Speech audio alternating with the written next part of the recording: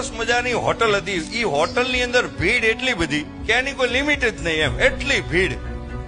પણ ઈ ભીડની અંદર એક એવો વ્યક્તિ કે બિલ આપ્યા વગર વયો જાય.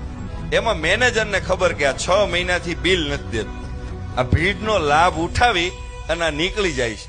એને શેઠને વાત કરી કે શેઠ, તમને એક વાત કહું, તમને ખબર છે કે આ 6 મહિનાથી એક જણો આપણને બિલ દીધા વગર વયો જાય, છાનો મુનો વયો જાય, તમને ખબર?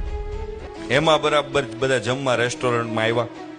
એમાં એ ધીમેકથી ભાઈ જમી અને ઉભો થઈને ધીમેકથી નીકળતો હતો. ત્યાં શેઠે કીધું ઓલા મેનેજરને, અહીંયા ઓલા ભાઈની જ વાત કરશ ને? એ કે હા. એ કે 6 મહિનાથી નથી જાતો બિલ દીધા વગરનો.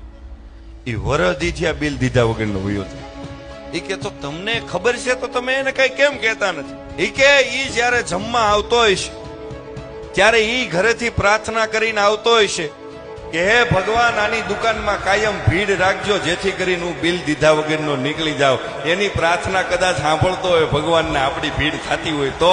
એટલે અમુક જગ્યાએ આપણી હારે એવા માણસો હોય ને, એ આ રીતે નીકળતા હોય તો લેટ ગો કરવાનું.